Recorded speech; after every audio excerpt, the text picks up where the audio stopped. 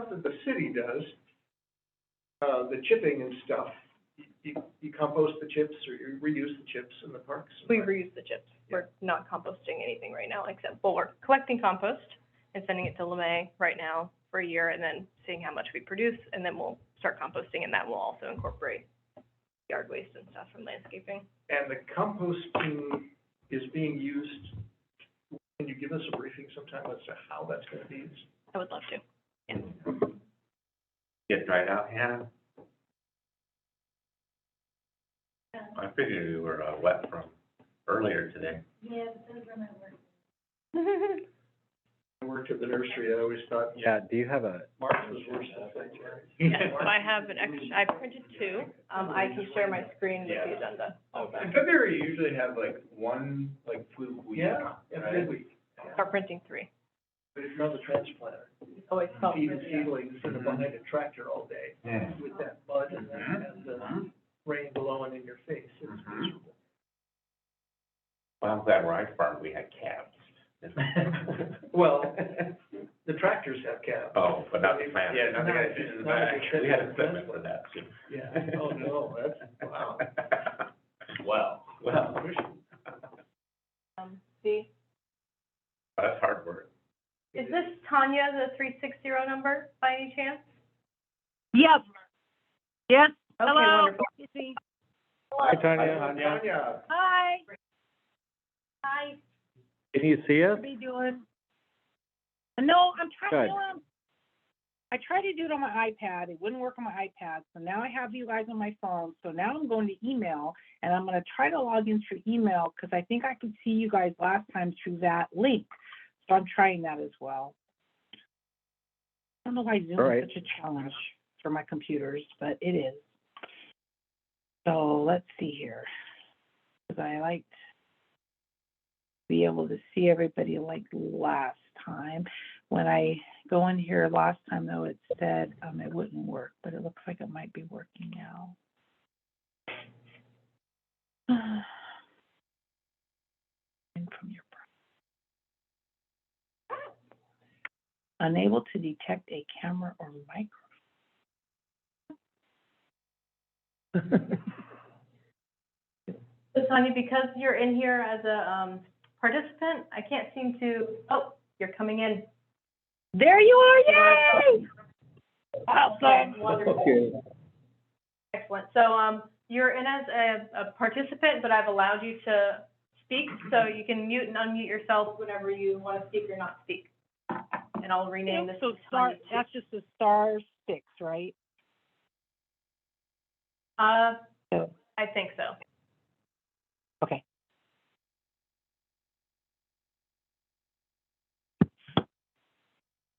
All right, well, let's,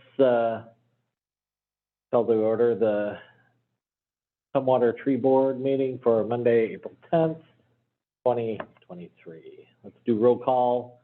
I'll start with myself, Trent Grantham, Chair here. Mike, you want to go next? Mike Jackson, Brett Chapman. Brody Cobalt. Jim Sedor. Hannah Omen? And Tanya Nawis? Tanya, also here. yep, Tanya Zavala, here. All right. Any changes to the agenda tonight? No? Okay.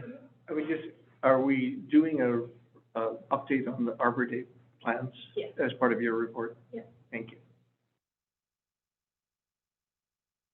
All right. Next thing is the approval of the minutes. Everybody read through the minutes? Anybody have anything? Took a while to get those. Are they the December ones? Okay. Okay. December 12th, 2022. Any comments? No. No? No. Have a motion to approve the meeting minutes from December 12th, 2022. So moved? Seconded by Jim. All those in favor, say aye. Aye. Aye. Okay, minutes approved. Tree board member reports. Anybody have anything they wanna? Just a couple things. Jim? I'm working on another heritage tree for the Schmidt House Japanese Magnolia. Everybody seems to be happy with it. I just need to get approval from the executive director of the Olympia Tumwater Foundation, John Friedman. So Karen Johnson, the curator, is working with me on, I've submitted to them the draft of the nomination form. There is a website called Monumental Trees, which attempts to document the largest, oldest, the tallest, oldest, DBH, widest specimens in the world. And this tree is as large as the largest one that's listed for Magnolia obovata on that list. So we may make a mark on the list of largest Japanese big leaf magnolias in Tumwater, Washington. So will we ask the consulting arborist to make those measurements? After I haven't submitted it yet because I haven't gotten final approval from the executive director that everything I said is true in the nomination report. So that's pending. The second thing I have to report is that I've been asked to meet with a member of the the Thurston Youth Climate Action Committee. I'm meeting with her tomorrow. She wanted to talk to me about Gary Oaks. She submitted to me a list of questions, which ask things like, do you think Gary Oak habitat is going to become extinct? What do you think we need to do in order to maintain and restore Gary Oaks? So it's my understanding that Alyssa has contact with this organization. I meet with them every 2 months to give them updates on our climate plan implementation progress. And the youth group task force are they part of the Thurston County Action Council? They are and they are not. So they initially were a action group within the Thurston Climate Action Team. They've since kind of fledged on their own with less oversight from the Thurston Climate Action Team and more independence. They do have one of the staff people from the Thurston TCAT Climate Action Team does come to their meetings and helps them coordinate if needed. Also helps provide them funding kind of as a liaison instead of a supervisor kind of situation instead. So they're their own organization, but they're helped by They are TCAT. entirely youth run. Yes. My understanding reading from Google is that last month they had a die-in at the Olympia Council meeting And they had a die-in here in January. in January. In Tumwater. It did not get covered by the press, though. We're the only city that our die-in didn't get covered. So they're meeting with her tomorrow just to give her an update on the status of Gary Oaks in Tumwater. Youth Council that. The Gary Oak in Walmart has been submitted, and that's part of your report.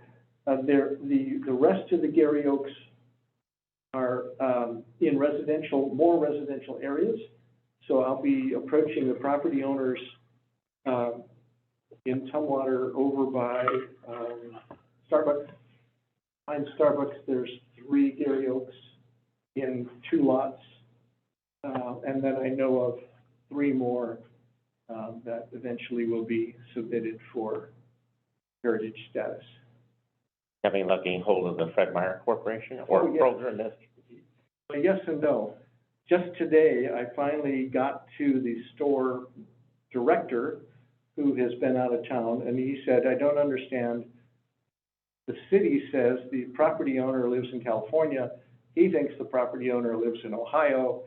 So, but he said he will get back to me after he contacts the person he thinks is the property owner. So we have the support, Progress. yeah, of the store director now.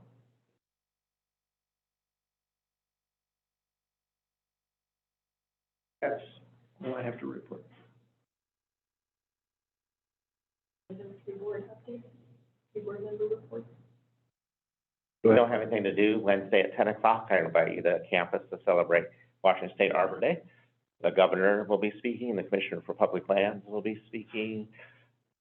So we have 40 children from our child care centers coming to sing a custom song. Hannah will probably be helping plant the tree. Yep. Yeah, 10 so o'clock Wednesday. 10 o'clock Wednesday is right across from the old GA building and the old conservatory on West Campus off 11th.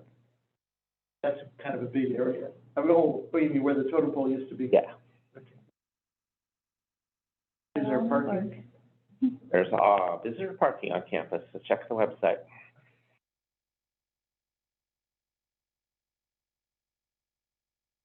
I don't have anything else. Let's see, what else we got here? Coordinators report, is that you? As you may have noticed, we have 2 new faces at the table, so I wanted to welcome Brody and Hannah. I figured so that we could get through some business and then get to know each other, if you wouldn't mind getting to know each other after we finish the heritage tree item.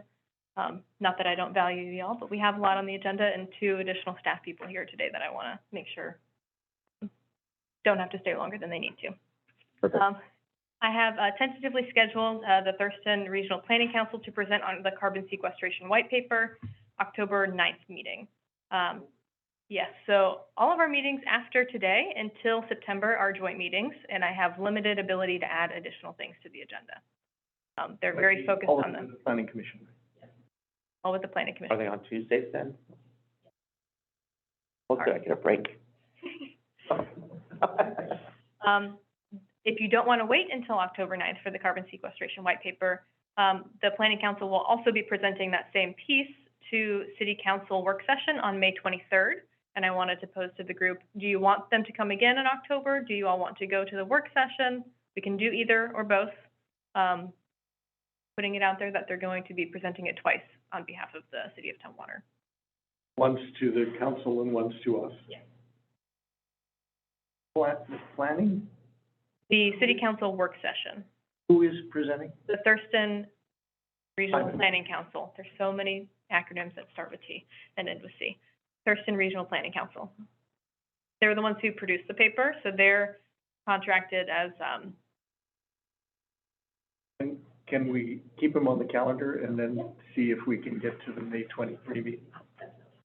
The May 23 meeting is here and it'll be at the City Council chambers. at 7. Actually, it's virtual. I forgot. The work sessions are all virtual.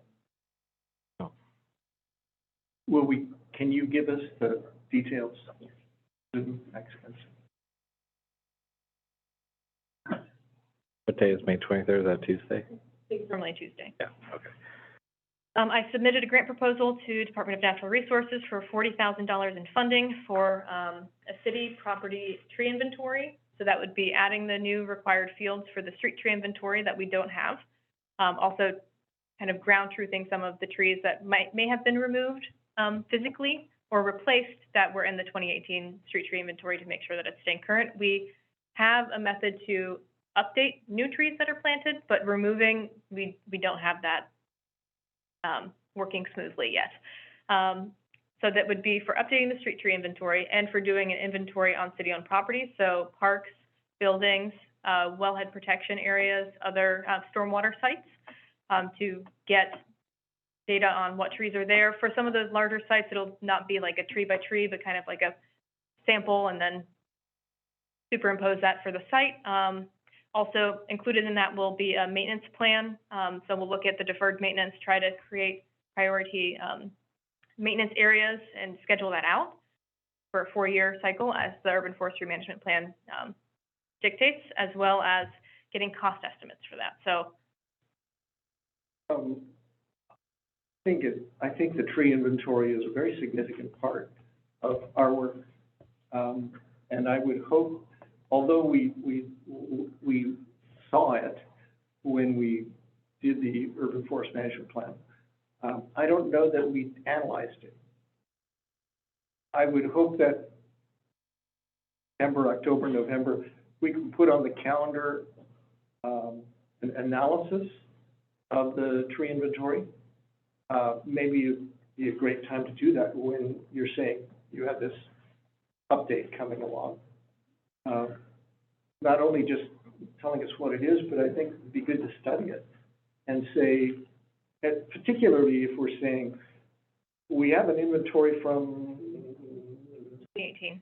28, well, before that, don't we? The one that I'm aware of is 1998 or something like that? inventory, Yeah, not to my knowledge in our GIS system. okay. So we have no inventory previous to 2018. I am not sure. I don't think so. Okay.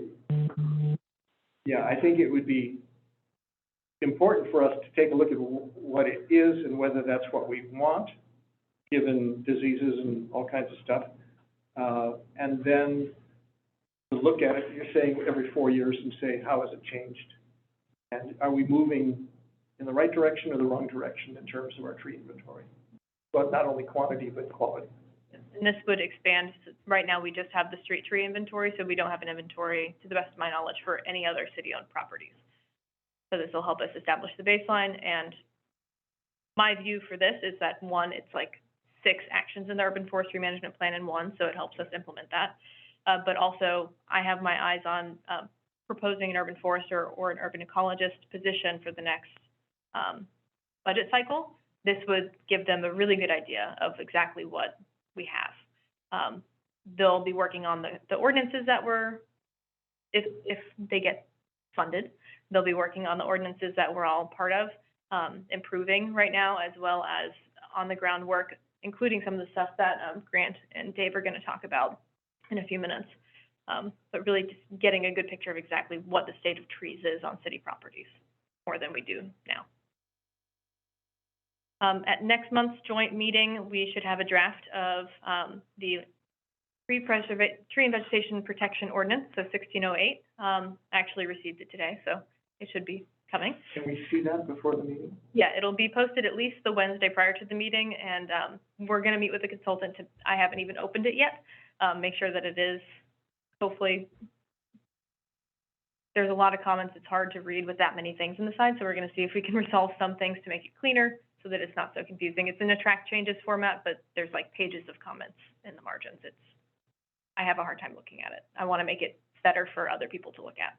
So the format of a draft, is it what the consultant is saying, this is our recommendation? Including evidence of what has changed. So it's in tracked changes format. It's not in a clean format right now. Hoping to get you all a clean format.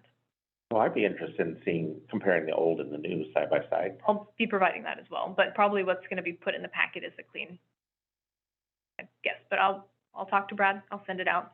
We have a lot of members of the community asking us for it ahead of time also. Any idea how long it is? More than 40 pages. Long. I mentioned the word compost. I will expand on that when we have more time another day. Exciting things, 3 different compost-related projects going on right now.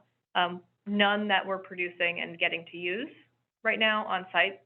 We're working on figuring out how much space we need to set aside to actually do that before we do it, and there's lots of permits involved with having it. It's considered a transfer station, technically. So we're getting there. I promise I'm almost done with my updates. Jim asked for some sort of identifier for tree board members, and I got the okay to get business cards for you all to identify you as tree board members.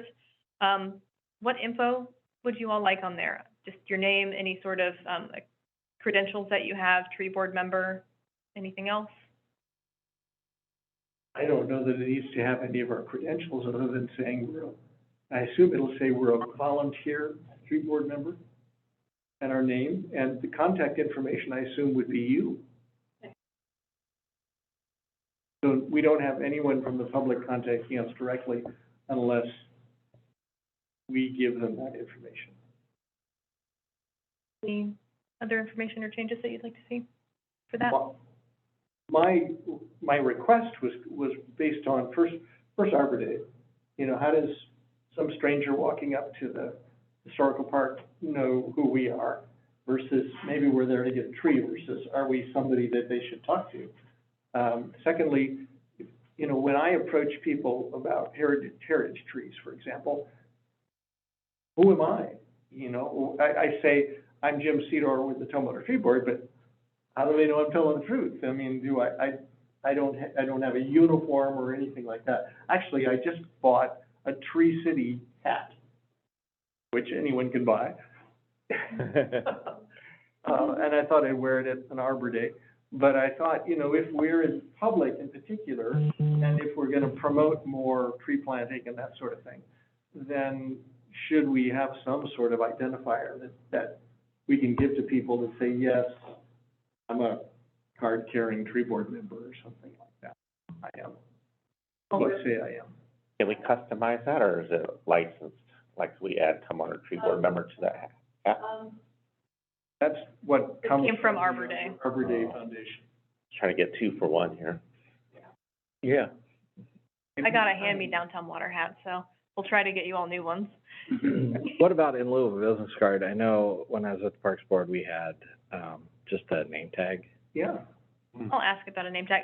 He had initially asked about a name tag. I asked my supervisor, he said business cards are low budget Cost, right. option. I think I've communicated to you all that the line item for the tree board was not funded this year, and that I'm funding you all out of the sustainability budget, which was also lower than I had anticipated, so I'm trying Right. to meet your needs, with the limit increases that we have. But I'll ask again. Well, and maybe, Board member wanted a name tag, can we go in that direction? right, maybe we all don't need a name tag or business cards. Or if, I mean, this is a public meeting, I mean, this is great. But, I mean, if it was authorized, I would make my own, you know? But I don't know what is appropriate. I don't want to be impersonating a city official. There are definitely rules around using our logo. And we have a new logo, which we've not received any new, gear or anything yet. Our business cards still have the old ones, hopefully the new one, if it's business cards, if it's name tags, it would hopefully have the new. So I'll keep chasing that down. Arbor Day update, I will be at the Thurston County Food Bank over at Mountain View Church on, I think this Thursday or next Thursday, I don't recall. Tabling at the food bank distribution is something that I do on a quarterly basis, but since this one comes up, so close to Arbor Day, I got rained on, so it's curly. Put a little flyer to hand out to folks, about the tree giveaway, the address, just the location. So I'll hand that out to them. I'm also handing out the Stream Team newsletter and any other, information that we want to give them.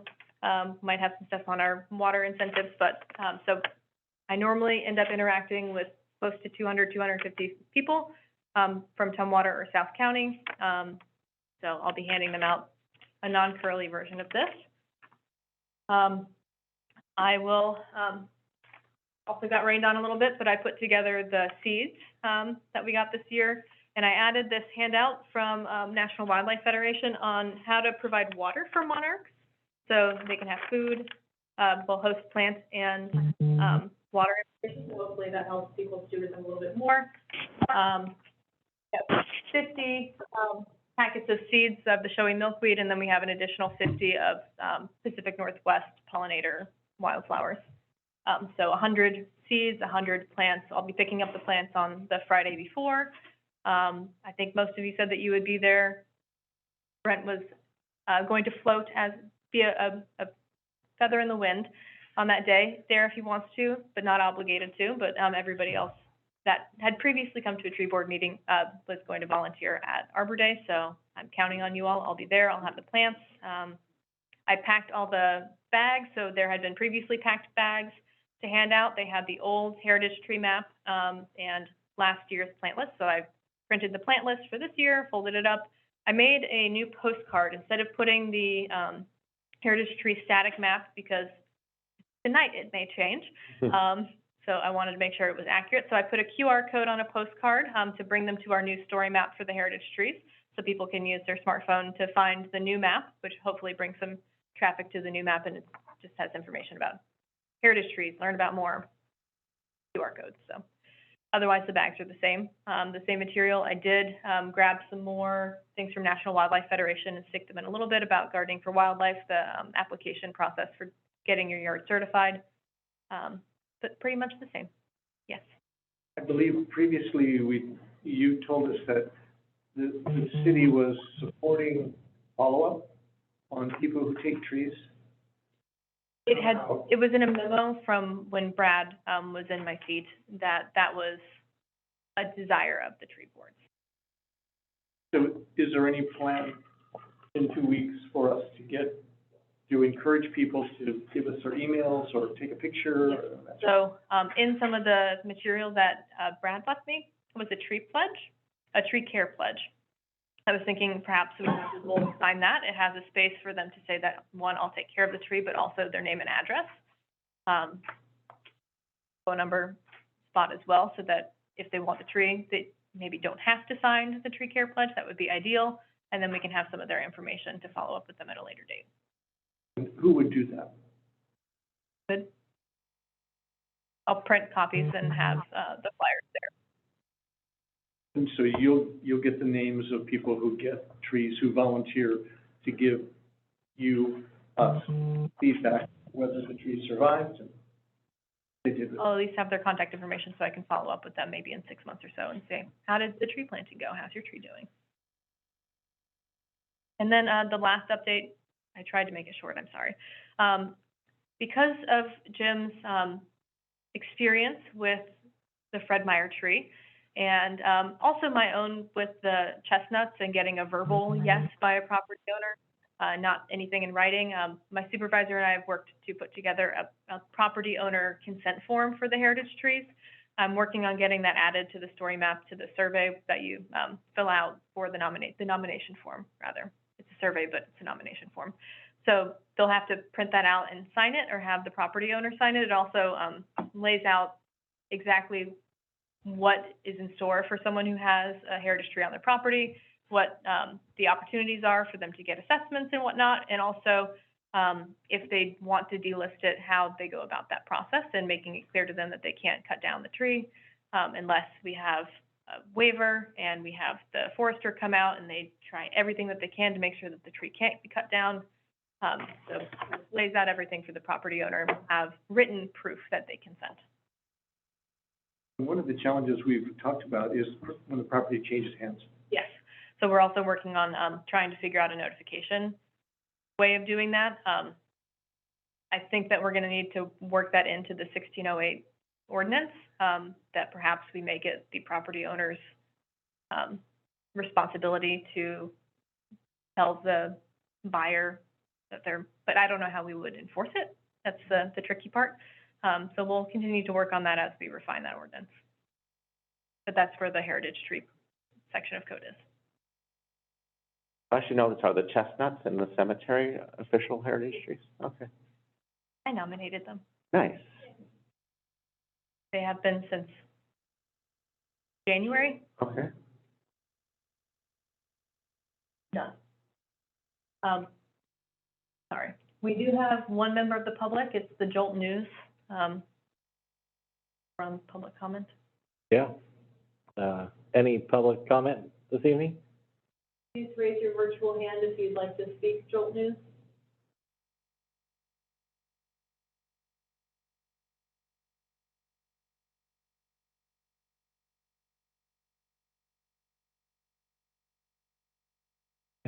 Nothing? All right. No public comment. Stormwater tree boards, symbiosis. So I invited, Grant and Dave here tonight. They're both in, actually, how about you all introduce yourselves? Everyone has different titles, but I think they're actually the same. Yeah, I have many titles, actually. Dave Congeezer, the Stormwater Program Lead for the City of Tumwater. I do all of our, coordinate all of our NPDES permit requirements. I do spill response.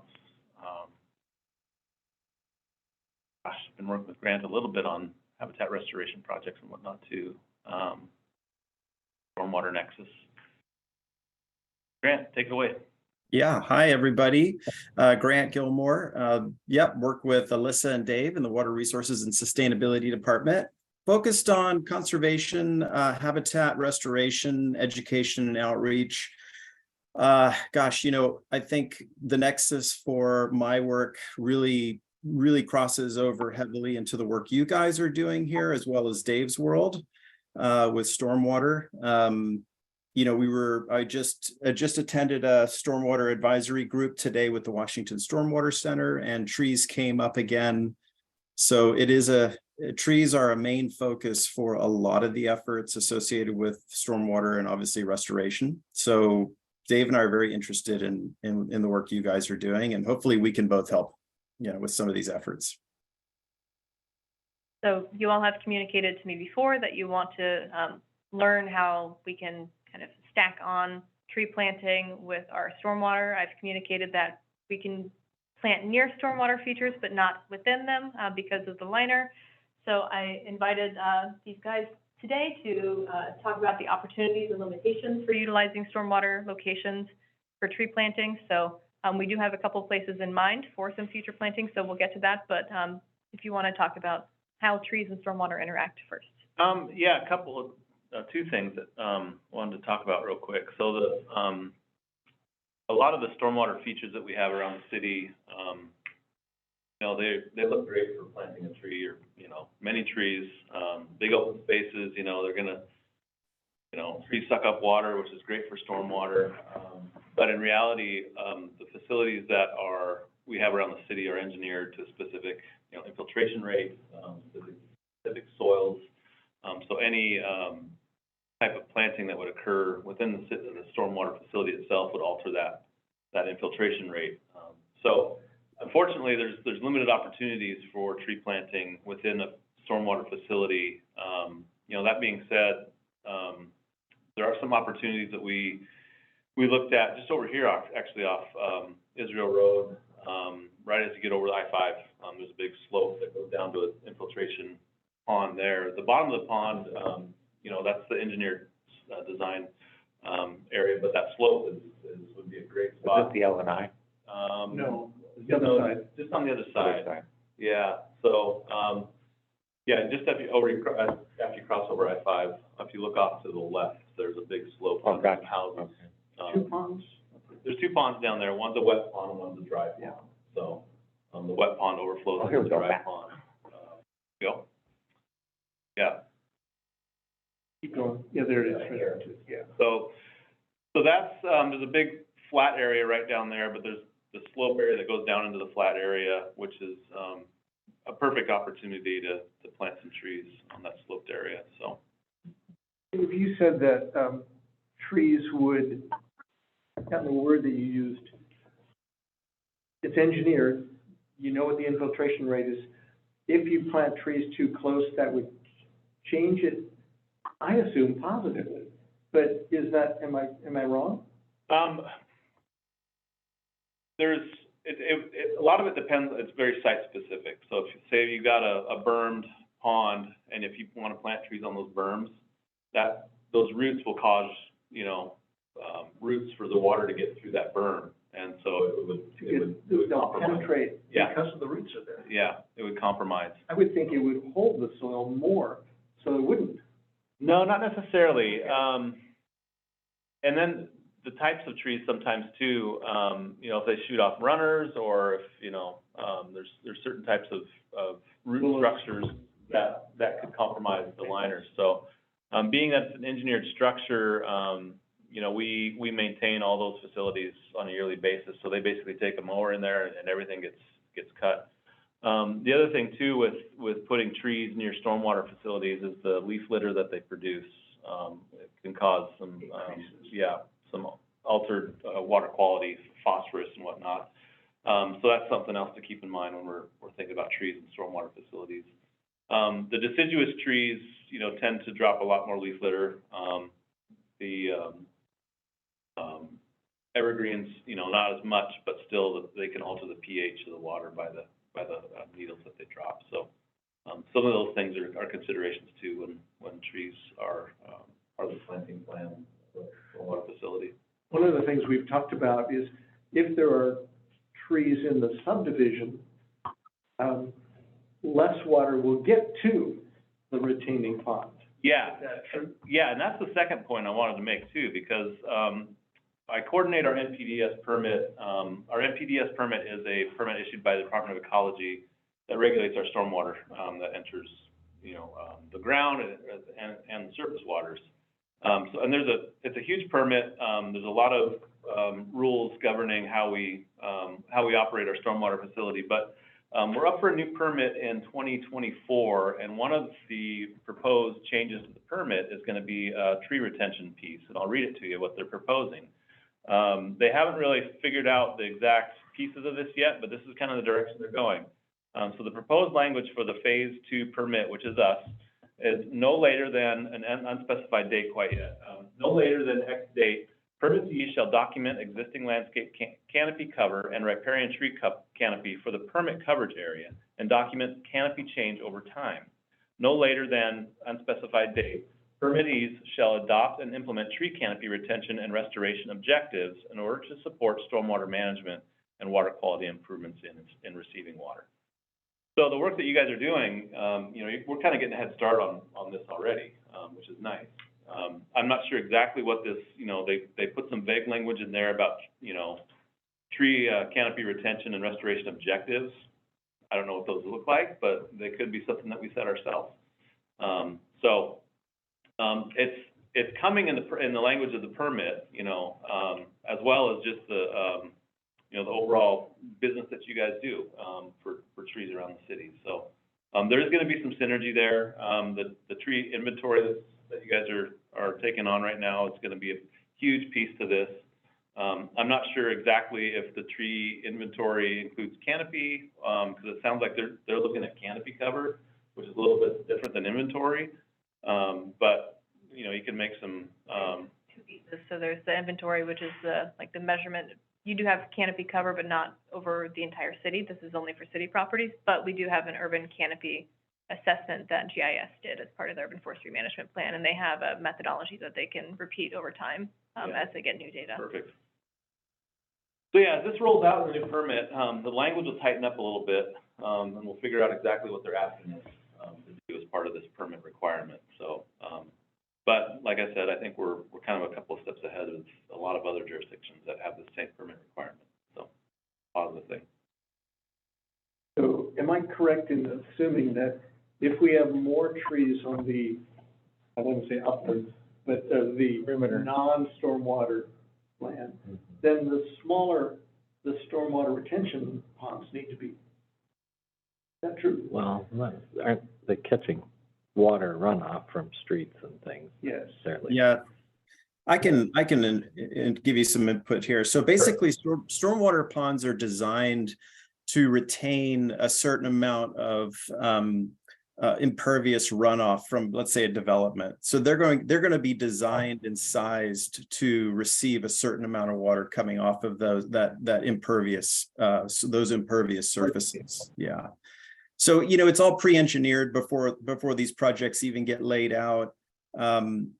So for instance, in a new subdivision that's going in,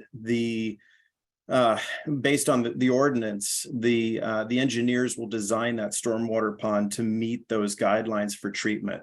And so, this is where developers usually push back and say, well, we could probably go for, there's multiple designs, stormwater designs, and that's what Dave was alluding to, is that not all stormwater ponds are equal. They're all designed a little differently to accommodate, the kind of the needs of the developer, the needs of the code, the needs of water quality regulations, and so forth. So by the time you get to that final design, that has specifically been modeled to treat the new impervious that's basically being input into that facility. So we were visiting the Kershaw Landing development last fall and noticing that the hardscape, the roof downspouts, many of them fed into, and I don't know if these French drains, or they fed into the stormwater system, or they just fed into underground where it was dissipated in the lawns. Yeah. I guess there's some of both of that.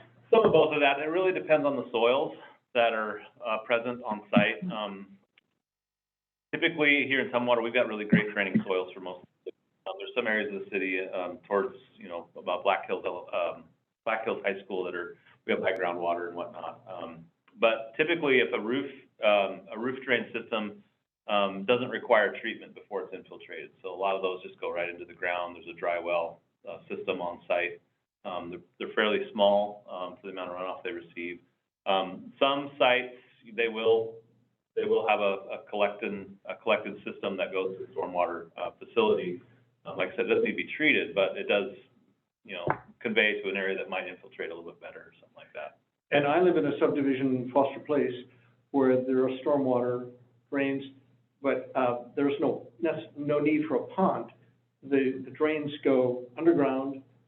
They have what I call French drains, gravel and stuff under there, and that takes care of all of the runoff off the driveways and the roads. But the newer developments that I see, they're not. It seems that the roads and the driveways there's too many, or they require a pond because we're higher density. Well, Foster Place was built in 75. 75. So there was The newer storm there wasn't even water any manual. rules back then at all. So It wasn't part of it was just get it off the roadways, get it into the ground, we're good. Now they require a lot more treatment. They're with the new, urban growth and whatnot, things are kind of getting tighter. We're getting a lot more roofs, we're getting a lot more driveways, a lot more roads. So it does require a lot more treatment. And the current manual we have now for stormwater drainage is revised in 2020. And we've gone through, I guess, the fourth iteration of the drainage manual now. So it's progressively gotten more intense and larger. So right now it's like 1,200 pages. It's a monster. So when it comes to designing systems and whatnot, it's changed a lot since like 55. So, I don't know if it's available, but I'd be interested in reading about best practices for vegetating around these stormwater ponds. Like if we were to put trees around this pond, what would be the best mix of evergreen, deciduous, different canopy layers, the understory layer? We're more about just trees here. We really want to promote the whole ecosystem from ground cover to understory to trees. So I assume there's been scientific research done and some best practices developed. So I'd be interested in reading a few of those if they're available to kind of educate myself really about what this might look like or what we might be headed towards in some of these opportunities. And as we look at the inventory, we can see, are we increasing the right trees for the stormwater issues? A couple citizens came to me last year and said, why aren't you planting more evergreens to deal with the amount of rainfall to reduce the impact of rain on the ground? And we talk about canopy, and of course there's canopy in summer when we don't have much rain anyway. And then there's canopy in the winter when we get most of our rain, and we have the native, Doug fir, cedar, hemlock seedlings, which used to be there, that reduce the impact of the rain on the ground. How does that relate to stormwater runoff? Evergreens versus deciduous. Well, I don't know the most recent science on, what's the preferred tree for, as far as what takes up more groundwater. I know some of those, like cottonwoods and some of those, riparians, they'll suck up water like crazy. As far as, evergreen trees, and comparing those, I don't have the science on that. But I will say that to your question, there is an approved planting list in the manual itself. So I mean, it gets down to exactly what's allowed and where. Can you maybe snip that section out? And I don't want to read 1,200 It's like pages. 40 pages. What's that? It's like 40 pages. Oh, that alone is I can read 40 pages. Oh, yeah. Here's a I'm plan not going to read 12. recommended for biofiltration facilities. And a lot of these are, what you would consider And this manual specifically for Western Washington? specific to Tumwater. Tumwater. Oh, yeah, there is like the state one does cover Western Washington. Yeah. And there's one for Eastern Washington. Yep. Is there an executive summary? No. I wish it was that easy. No, but yeah, I've got, I can, get your contact information and get that to you. Great, thank Or you. actually, I'll probably just run Yeah, it through a list that gets to the full board. Because I would think diversity would be important too, you just want plant, one species. Yeah. One of the things, I guess I would ask also Dave and Grant, historically, I've seen the evolution of stormwater management in Tumwater over the 45 years I've lived here, from where, you know, as you say, we really didn't have much to where now it's incorporated in codes, it's part of development plans, and we're wrestling with the kind of the same issue as it relates to canopy and climate change issues, sequestration stuff. We're talking about how can we make incentives for developers and homeowners to do this versus the evolution of the stormwater management rules. There are no incentives, it's law. You gotta do this because of the environment. And so Yeah. we're saying we have a similar environmental issue, temperature control, heat sinks, Yeah. temperatures increasing. We're wrestling with, can we motivate people to do this versus you've got a law that says you gotta. How Right. do we get to that point with canopy and climate control? Yeah, I mean, you bring up a great point, and it's a part of the drainage manual that I've always kind of, you know, looked at with some scrutiny, because the language is fairly loose when it comes to tree retention. You know, they say in here, you should do that, and so then there's wiggle room, you know, oh, well, it's in the way, I gotta get my utilities through here, so the tree's gotta go, or whatever the case may be. And there's not a whole lot of language in the stormwater permit to replace in kind or at a certain ratio.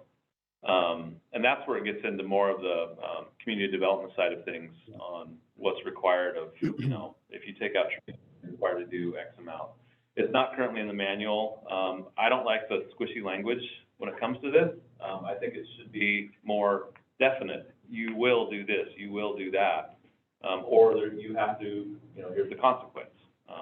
But it currently in its current format, it's a little bit squishy, fortunately. Yeah, I mean, I can, go ahead. No, I was just gonna have her come back over the freeway. Just come back toward where we are. Because, you know, like everything we've talked about here, you know, fits together if you get an early start on the whole thing, and it goes back to the inventory. And what I'm looking for is, you're right there. You see that? The church, right there. And then come in to those maples that are around the holding pond. See, those three trees, those three big maples, Yeah, they were gonna take those trees yeah, because the holding pond had to be a certain size. So it's what I said, because we did the inventory on the trees so they could fit with the ordinance when they did their remodel on the church, is that let's leave the trees, put the pond in, and then let's take a look at it. And so from the canopy, see those three trees, those are pretty good canopy. They're maples, yeah. but the thing is, if they're throwing too many leaves into the pond, well, then that may be a concern. But that one there is, everything off the parking lot goes in there. And to my knowledge, we didn't really have a problem with that holding pond, Right.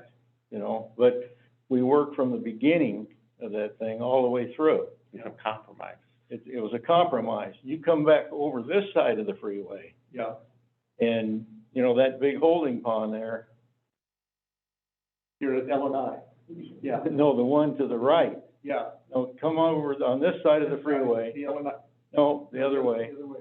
The corner of. There, that one right there. Henderson. When they put that holding pond in there, the Yeah. very first year, it overflowed. Yeah. Remember? I walked Went through right there. over the road. Yeah, I used to walk through there. to hit But the now, you know, it's compromised through time. And heck, the last almost decade or two, it hasn't overflowed. There's almost no water in it. And there's almost no water that gets in there. And then that patch of trees there, you know, that's always been a problem, but hey, it's big enough They're that falling when the apart, trees yeah. fall over and Yeah. stuff, they fall out in the pond, whatever. But the whole thing here is everything fits together. And boy, And that's just two opposite sides of the same street. yeah, I have a question. When the rainwater goes through that mixed forest, why is, you're saying that the rainwater that goes through the detention pond is a better quality than what goes through the mixed native forest? I'm a little confused why the rainwater would not be better processed if it went through foliage and vegetation as opposed to a bare stormwater pond. I would think the ultimate would be to have rainwater go through a native mixed forest. But I heard you say, oh, we can't have leaves. I'm not speaking to you personally. Yeah, We can't have leaves, we can't have this. Not the rain, well, it it's just gets into the maintenance. the I mean, the heck, runoff from the sometimes road. leaves So you're when they're talking too about, short. yeah, you're talking about two very different things. The pond is Okay. specifically designed to receive water from an area that's been impacted. So, you know, when it comes to natural precipitation, you know, you're absolutely right. A natural forest receives water in a way where it drips off the leaves. It's, you know, it basically is distributed more evenly. It has time to soak into the ground. The trees, you know, then take the water up through water transport, and then evapotranspiration and so forth. But, you know, the ponds are they're not there to per se just receive precipitation for that one area. That's receiving water from a fairly large area, and it's treating that water that never got a chance to be treated. Is it better quality? You know, it's supposed to be. You know, the engineering ponds are designed in a way where they have done a lot of engineering and research to show that what infiltrates is treated to an acceptable degree. Now, you know, we don't necessarily test all of our ponds, but because it's infiltrating or it's going elsewhere. But I think, Dave, you could probably talk a little bit more about water quality in that respect. Yeah, I think you hit a big point there, in that you see all that, you know, the large parking area there with all the oil and tire wear and everything else, that all infiltrates in that one small pond. And the pond is, like Grant said, is designed to treat that large of an area. A lot of the bioretention mixed soil that they use in that pond too will, you've got to have so much soil in the bottom of that pond. That's it's a spec mix of soil to treat that water. A lot of those particles that come off that roadway and parking lot will bind to that type of soil, and so that's what cleans the water actually. Yeah. You know, in a perfect world, I mean, if we're living in you know, a natural landscape, you know, that is a great method for treating, but it's not necessarily designed. Those soils have had time to develop over, you know, a long period of time through, you know, dust accumulation and breakdown and whatnot like that. So, but the other point too, with the vegetation in the pond itself, a lot of that, the vegetation over time will build up on top of those soils. You lose volume. Yeah, you lose the volume, you lose your, you know, your capacity. Yeah. And then you're trying to, you know, get those soils to be activated under a layer of, you know, duff, and it doesn't function like it's supposed to function. One of the challenges as we look at inventory and canopy, you know, we have goals for canopy that says we want to cover this much of the earth with something, foliage. But when we build these developments, of course, we've created hardscape, and then, for example, Skyview development, we have large retention areas that are canopy-free. And we're told, okay, you can't put canopy over there. Right. And we need these large spaces because we've got so much hardscape, because we put the houses so close together, and we don't have yards large enough to absorb the moisture coming off the roofs and the driveways. So it's kind of a wrestling match. We're looking for places to plant more trees to reduce the temperature issues in the hot spots, but we're creating more non-canopy space by creating retaining ponds that have to be there because we're building the houses so close together. There's also zero impact development where you don't require so much hardscaping or. Exactly, so we space the buildings further apart, Well, not even necessarily further apart, zero impact development can be really dense. okay? It's just more expensive to build, so that's why you don't see a lot of it. There's been a lot of, recent research too on, other filtration methods. Right. The trees in the box, type, tools and stuff like that are great. I think Walmart has a bunch of. Swales in the parking lot. Yeah, in the parking lot, they've just got a grate with a tree in it, and that's stormwater treatment right there. Yes. So, I mean, there are ways to combine this, but these big developments, to be honest, it's the way to do it. It's just to clear land and make a pond. And what about these porous roads? I'm not a fan, if that's what you're asking. We've got one right here, the bank next door. Yeah. And the new developments going in. Yeah. Yeah. There, Are they a solution? it's, They're heavy maintenance, yes. And it's clogged pretty easily. specialized equipment to maintain them. If you get a spill on them, it's gone. You can't capture that spill. So that's the other problem too, is, from a spill response perspective, they're good in some places. Like, we've got a sidewalk up Linderson Avenue, just north of here. Great spot for it, Sidewalk, it doesn't get a whole lot of impact. There's not a whole lot of tree, leaf litter that goes onto it. They do have their place. But I think there's been a lot of push to put them all over the place, because it's technically an LID facility, or low impact development facility. So, you can get, you can get your credit for that, as a low impact, facility. I know Mayor Pete, when he was here, he was a big fan, of this type of facilities. It doesn't work for all soils. No, it doesn't work for all soils either. So, yeah, it's one of those that, I think a lot of people jumped on it right away, but as we're seeing it now in place over a longer period of time, it unravels pretty easy. It just degrades a lot faster than a normal surface would. What did tree roots do to it? Boy, that's a good question. I haven't seen any, I would think tree roots could just penetrate right through it pretty easily. I mean, the way it unravels just by driving on it, tree roots could probably do a number on it pretty easily. It's We're not unfortunately. really plant trees, you said yes. Yes, we do have some That's why I'm excited about where we can put some trees. Yeah, we Yeah. can. So we're good. Let's focus on the can. And I'd like, if you don't mind, I'd like to maybe, we could talk about this site, but also just plant a seed. We're all looking for places to plant. I think, just kind of to keep in the back of your minds, or even the forefront of your minds, if you really want to tackle this challenge, the place to look, in my view, is to look at all of our wetlands, all of our critical areas, all of our streams, our riparian areas, and start looking for opportunities, which this is what I'm working on with Dave and the rest of the team and other regional folks that we're involved with. But basically inventorying those areas to see where we can, first of all, fill in as many areas as we can within those critical / buffered areas. They're all in need of restoration.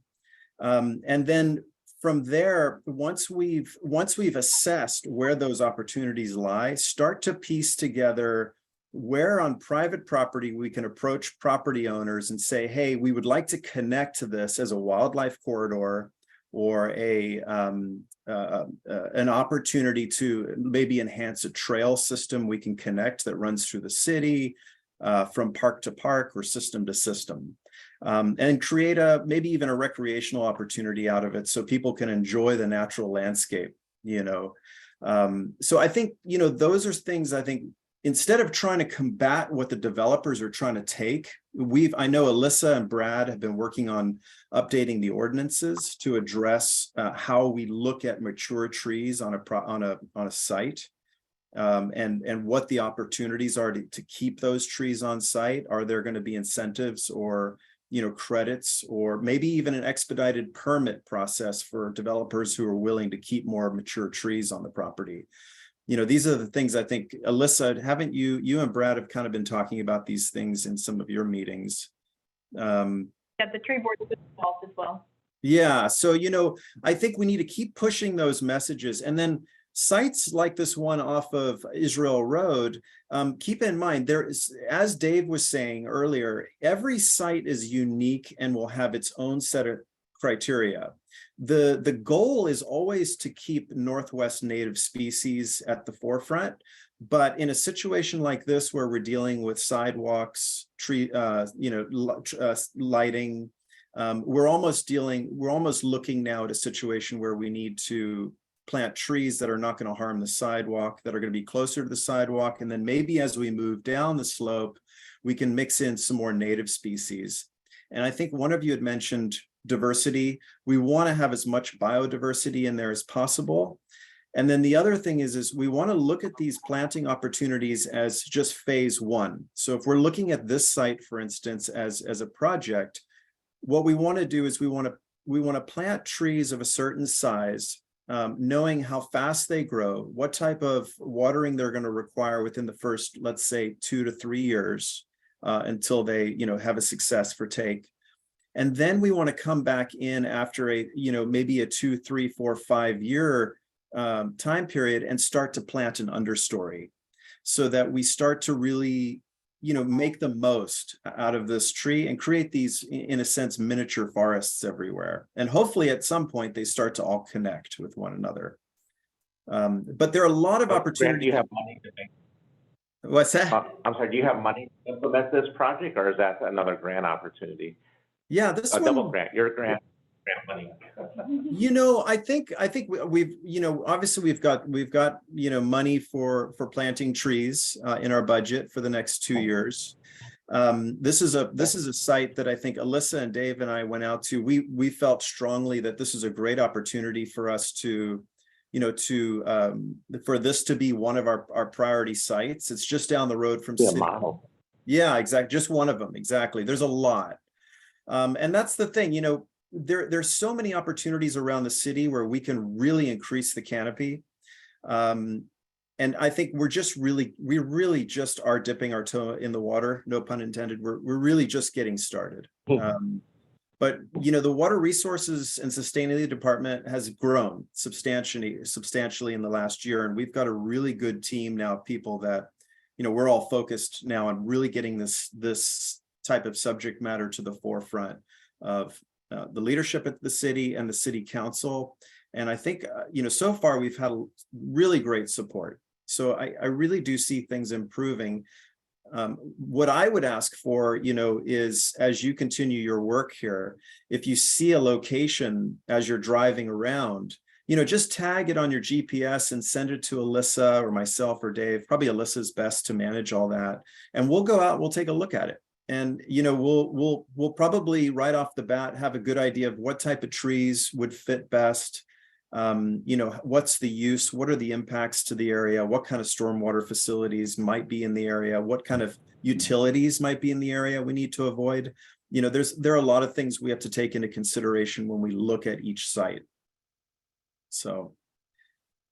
Well, you hit upon my next question. Do you have the staff resources to map all these opportunity sites across the city, or would that be another opportunity for a grant to, it'd be great to go to city council. If we planted all these opportunity sites, we could increase our tree canopy by 1.5%. I just made that up. I think that'd be really powerful data to show we do X, we're gonna get Y. And that's just tree canopy, which is one of our major metrics. It doesn't speak to all the habitat and the water treatment services and all the other ecosystem services that, this forest could provide. But that would be really powerful for me if I was a decision maker. There's X number of acres in the city that could benefit from this, and we're going to increase our canopy by X%. That seems really powerful for me for getting more resources, either from the city or from grants.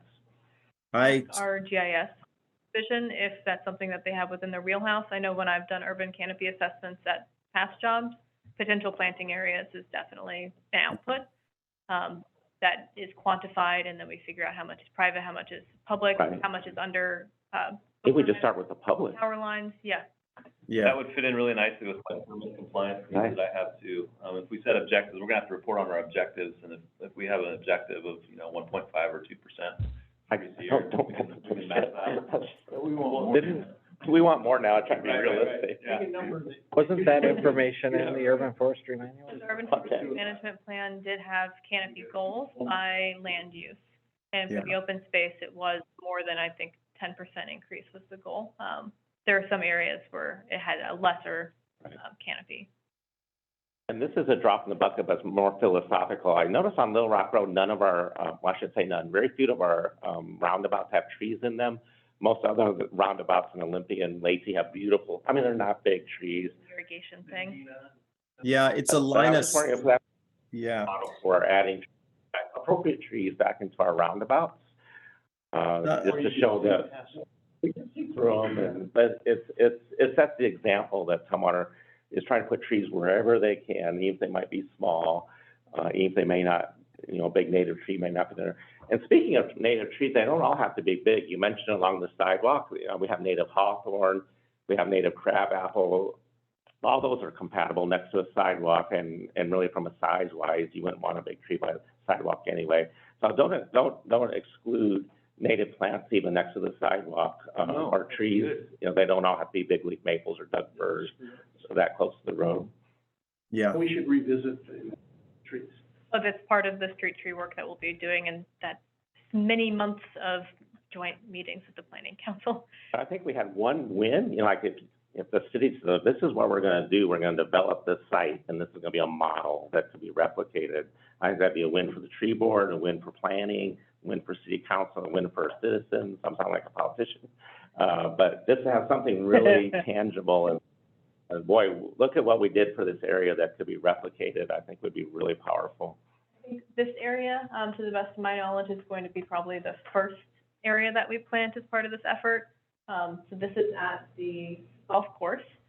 This is a fence line about 700 feet by 8 feet wide.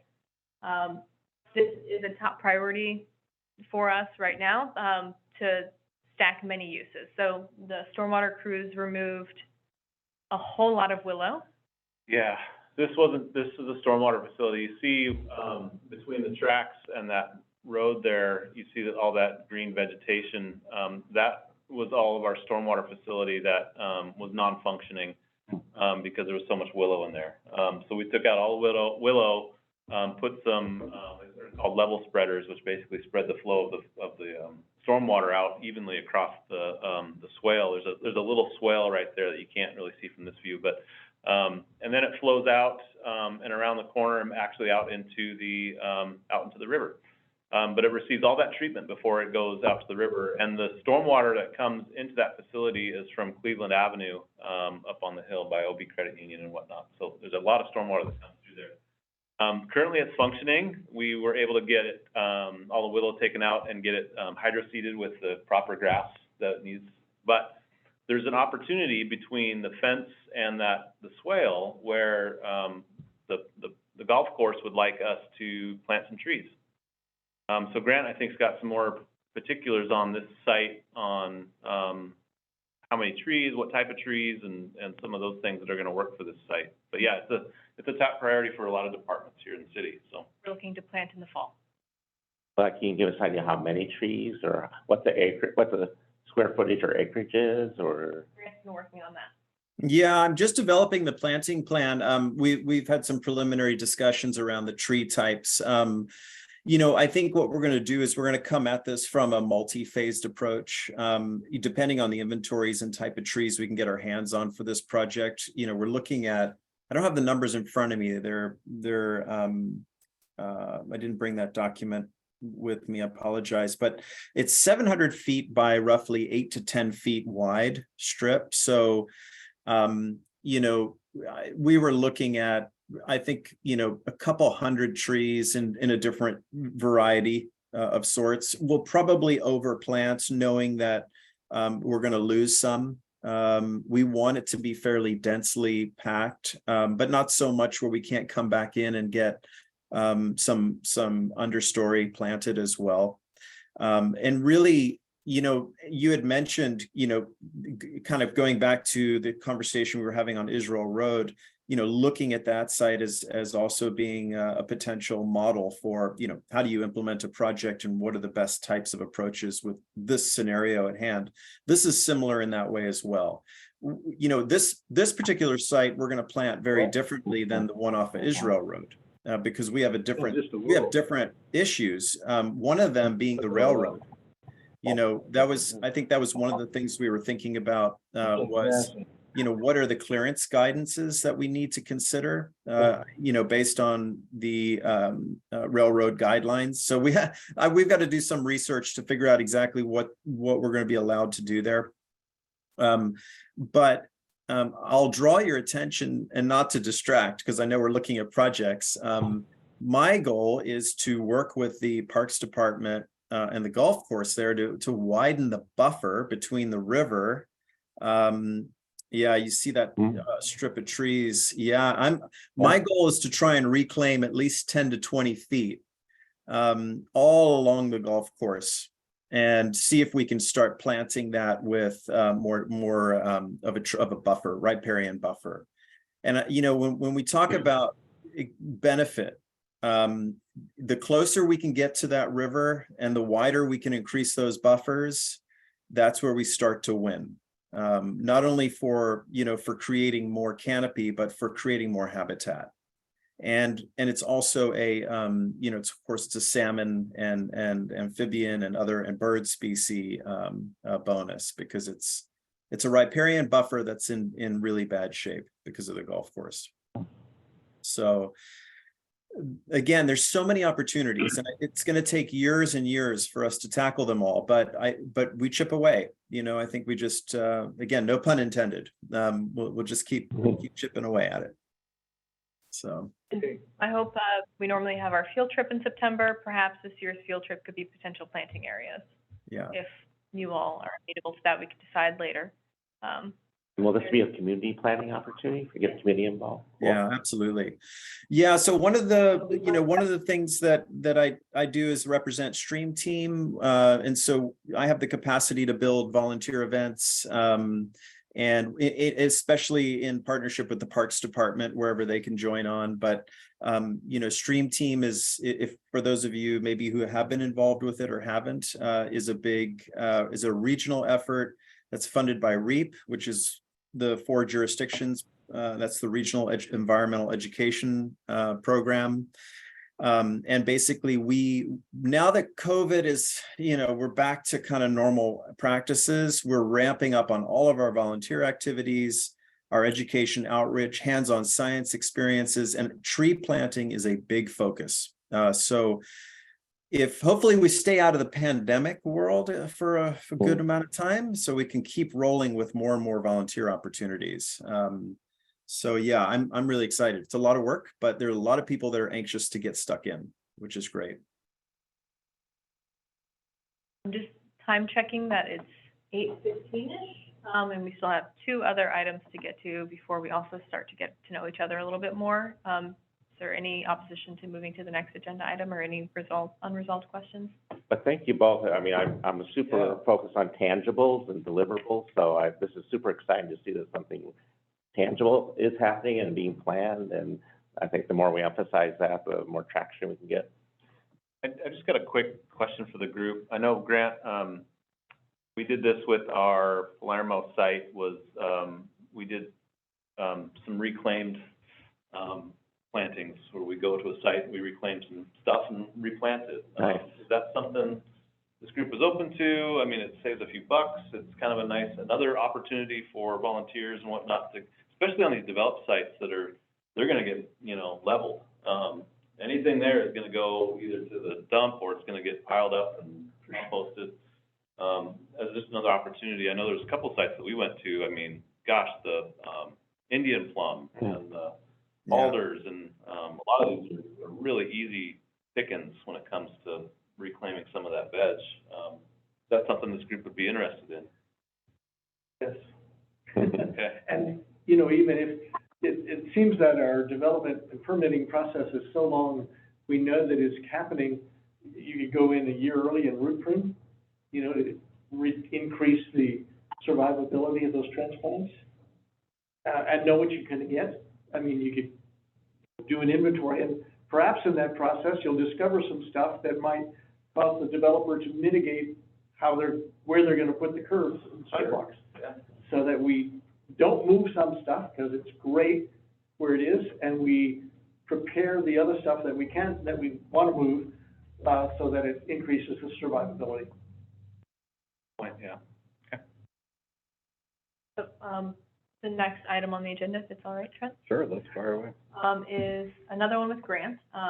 But Dave, thank you. Thank you very much. Thank you. Absolutely. Sure. Appreciate your expertise. Grant came to me. He's been developing a relationship with the Tumwater School District, and we have an exciting opportunity with some students this summer that I wanted to make sure that you all knew about. Yeah, Hi, yeah, Grant. thanks, Alyssa.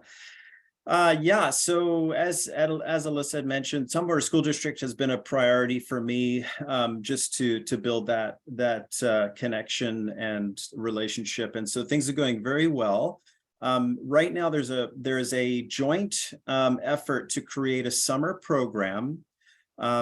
It's with the PEI, which is the Pacific Educational Institute, the Tumwater School District, and then the City of Tumwater. And there might be, I think South Sound Green might be getting engaged, and really anyone else we can get on board. So we're looking for partners, but basically it's a forestry and stream management program. It's going to be offered first week in August, and it'll start, first week is in August. It'll be 5 weeks worth of instruction and hands-on science. So it totals 180 hours.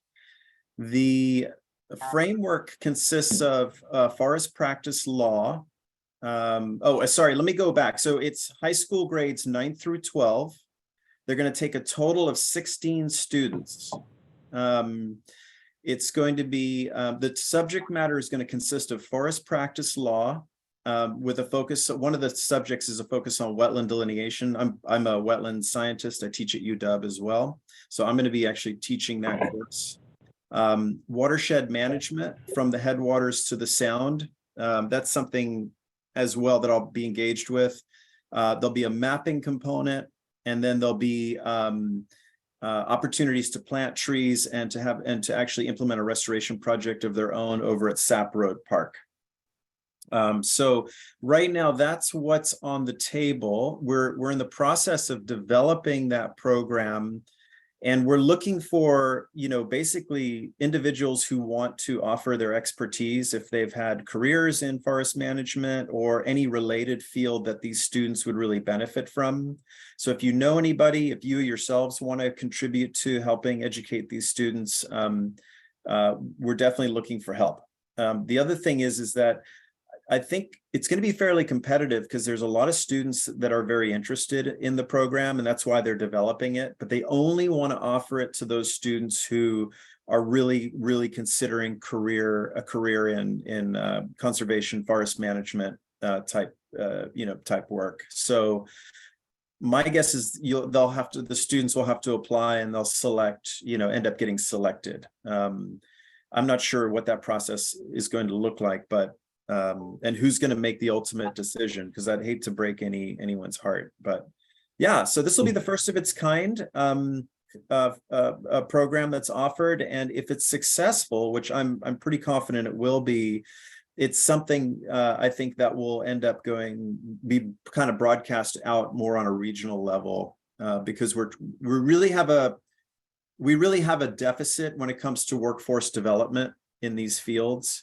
And we have a big gap between retirement, as we all know, people are retiring out of their careers. And of course, we don't have enough people coming into these fields, to fill the gap. So this is one of those efforts.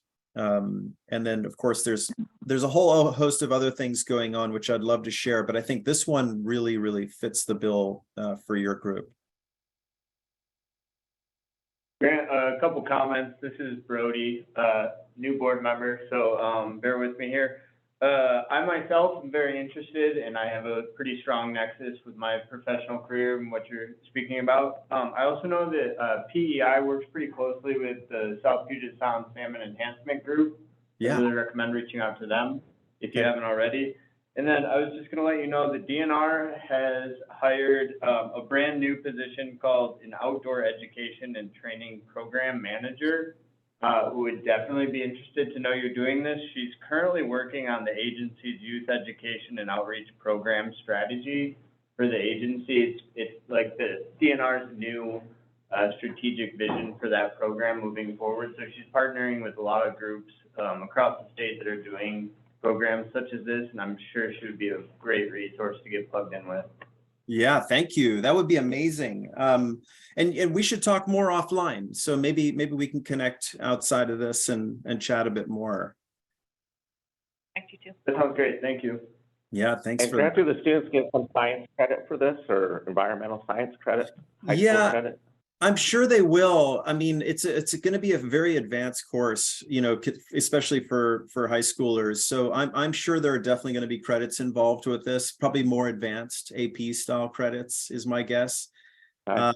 You know, Nice. I'm really not the deciding factor in that. I think the school district will probably, you know, determine, you know, what that credit looks like. But I think it's only going to be a benefit, whatever students run through this, it's only going to be a benefit to them, you know, based on this type of career work. So, yeah.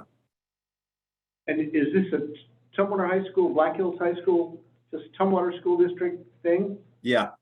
Okay. Yeah.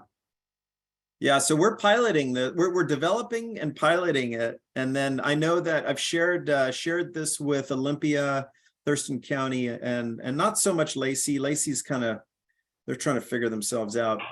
But the Thurston County and Olympia are definitely, you know, definitely interested in trying to replicate something like this once they see how it goes for us. Yeah. In fact, a lot of what we're doing with the school district is, especially when it comes to the environmental science work, everybody's kind of watching because our relationship with the school district is growing, and we've got, I mean, you know, we've got Alyssa's going to be in the classroom with students, Dave's going to be in the classroom with students, you know, all of our staff are engaging with students. And, you know, that's not really typical. That's not something that happens very often. So we're excited to dive in and really kind of model this type of education and outreach with real world application to the students and the teachers. The teachers are really excited about it. And a lot of the science teachers are focused on trees. They're focused on forests, on tree canopy, on, you know, how plants take up water, how they process water, how they process chemicals. You know, I'm pretty amazed at how advanced some of the curriculum they're teaching is at that level. I wish I had it when I was in school. It wasn't as advanced as it is now. So. Yeah, and this is Mike Jackson with the tree board.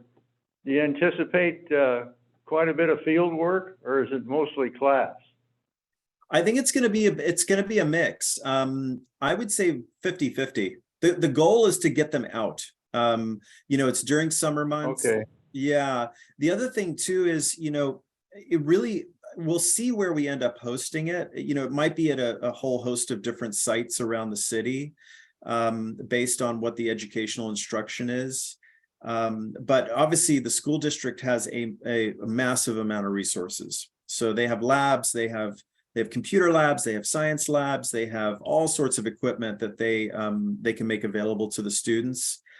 So, you know, the facilitating this type of program is actually pretty easy. It's just organizing it and getting the help we need to mentor and teach the students. So, you know, again, I think any volunteers to help teach or to even be a guest speaker would be amazing. And honestly, I think there would be a benefit to the students just being exposed to what a tree board does. You know, something what we're doing here, sitting around a table talking about the issues and demonstrating, you know, where ideation goes, you know, when we're talking at the table, and then how it gets implemented down the road. you know, it's really trying to cover the full story of, you know, everything we do. So, But you should, you know, basically, our company, we manage a tree farm next to Miller Sylvania Park. It's 1,000 acres, and we've got 364 acres of wetlands that backs up into Beaver Creek and everything else around the park. And as far as the tree board, I mean, we need to be kept in the loop of how this thing develops, because it's a real good opportunity, like you say, for at least 14 or how many ever students really take a liking to this, because, boy, there just aren't that many young people coming along, that's right. you know, that really want to do this kind of work. Yeah, you know, and that sounds like if you're willing to, you know, to host a day of learning, you know, I think you're be a great opportunity to come out and visit, you know, and learn how you manage that property.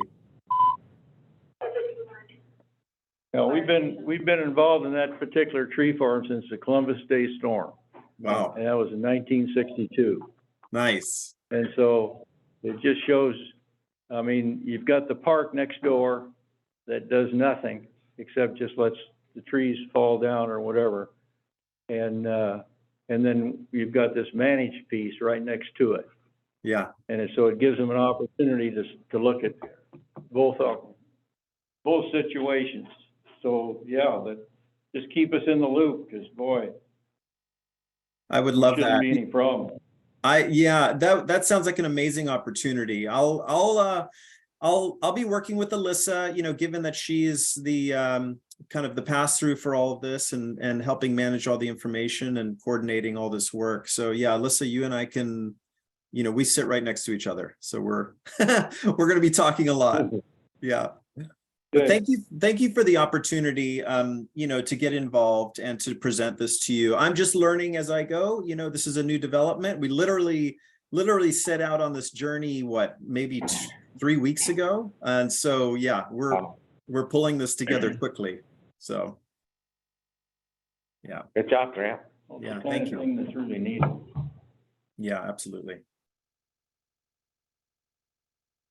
Thank you, Grant, and thank you, Dave. Yeah, thank you so much. Heritage tree now.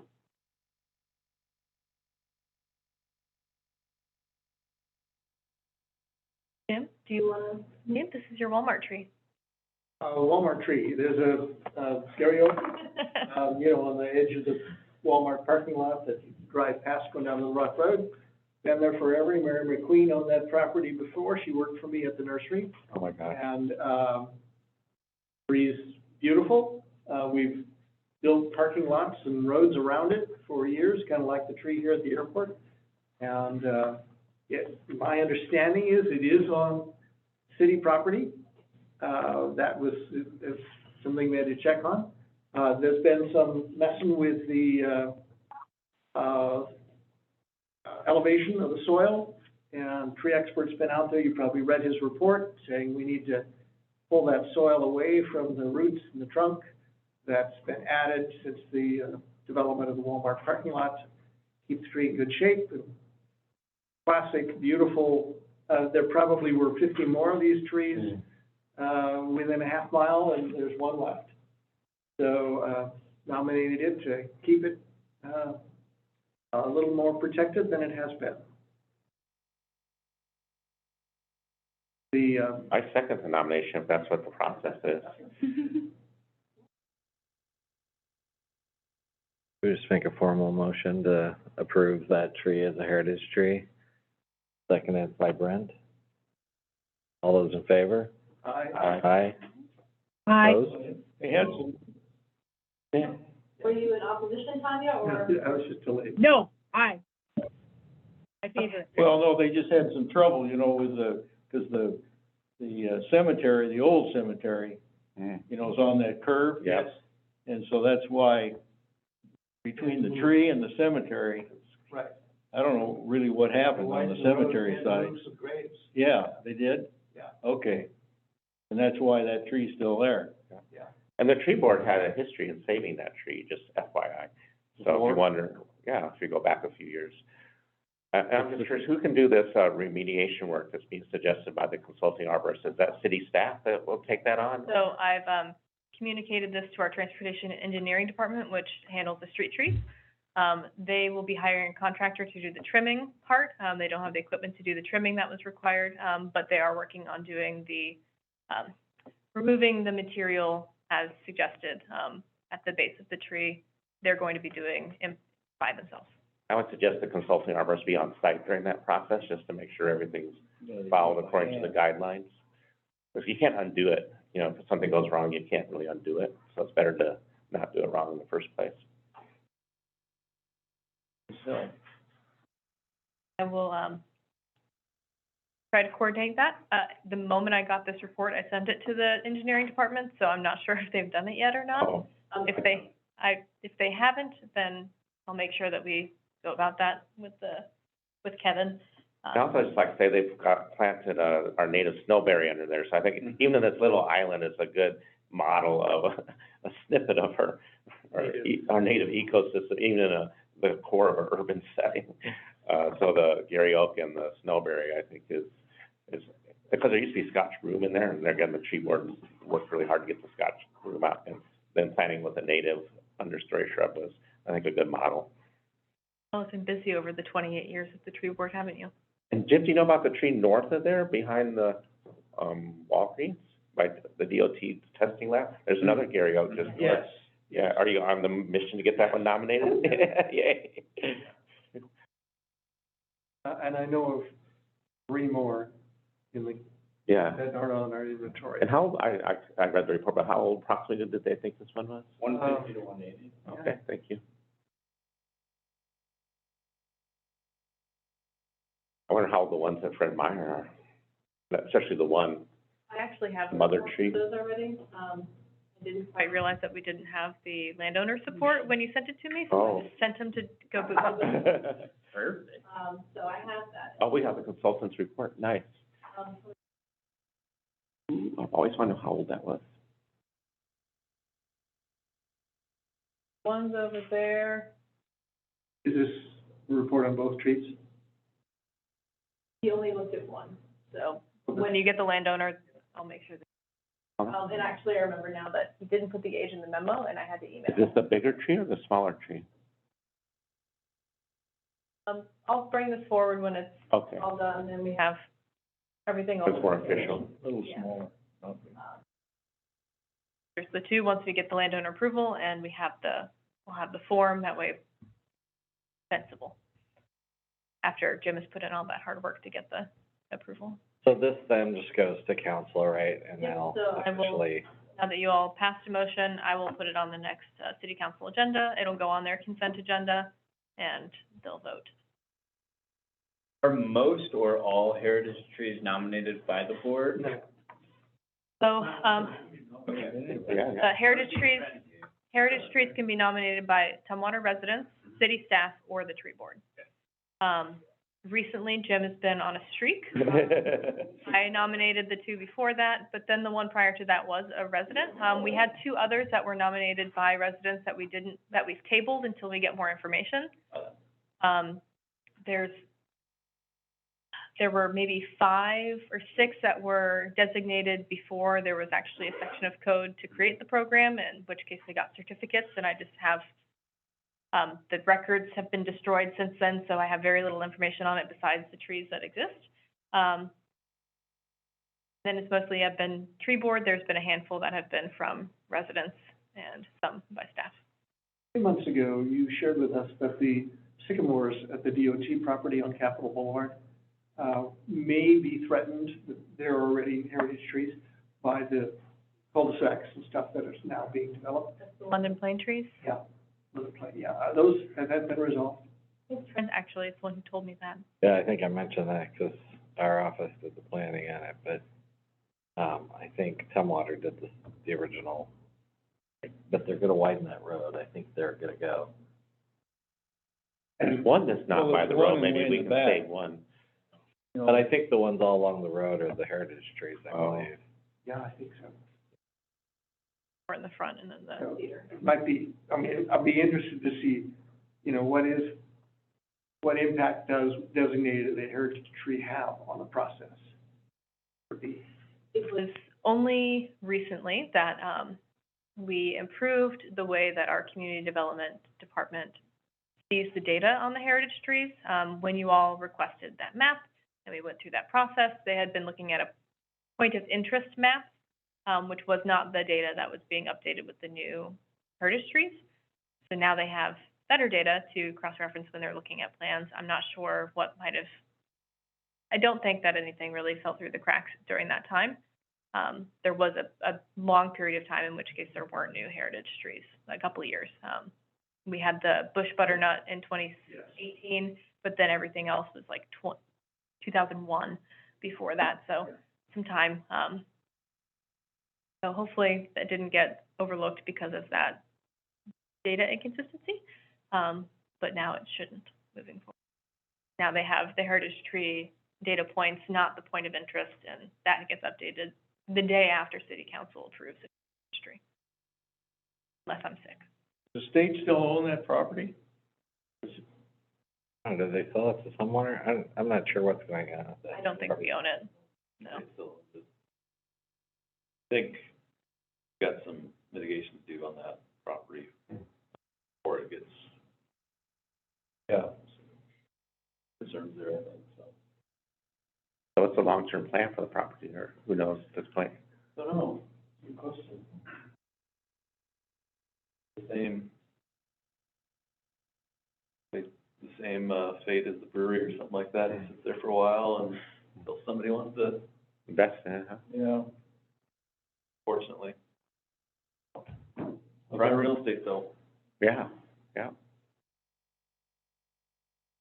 My last item to present on here, but I know that we have the next meeting date, which is a joint meeting with the planning commission, and any wanted to get to know each other while we have the meeting still going, it's up to you, Chair. Yeah, we can do that. I don't know, do the new board members wanna? I mean, we could quickly go through what we are. Do you wanna start, Mike? Just kinda give a little background on what you've done. Mike Jackson with Professional Forestry Services, and when they started the tree board, I was here. And, the tree board was basically started with Tumwater Hill. And really, it was a tree issue, but that whole hillside was logged years ago, and it was 99% maple clumps. And so when they cleared the thing up there, because there was 5 divisions, all Canadian, and the thing was that the ordinance at the time was you had to leave a certain percent. And so that part of the division up there that's left is just a bunch of maple clumps, but it still met the criteria. It was legal. It was legal. But the problem is that when they started in this part of the world, you don't break ground in October. You know, unless you've got your erosion control really in good shape, and they didn't. And so anyway, they got a big squabble, and the council was involved, and Walt Jorgensen was adamant about getting the tree board, and so we started. And I've been involved. What year was in it. that, more or less? What's that? What year was that, more or less? Boy, I don't even know. All I know. How about decade? I've been. 28 years. 5 years. 28 years, okay. 28? Gee, my 30th anniversary, a couple of years Way to go. on the board. Good for the Tanya. And you're ex-DNR. Yeah, I started with the DNR, yeah. Good job. Tanya, Brent is deferring to you for the next, in terms of introductions. Hello, my name's Tanya Nozawa. I don't have all the fancy backgrounds everybody has here. I just love trees. I do have 36 years of state service with Peninsula College, Department of Correction, and I now work for Healthcare Authority. But I joined the tree board because I live in Tumwater and I just love the trees, and I learn so many different things from everybody in every meeting.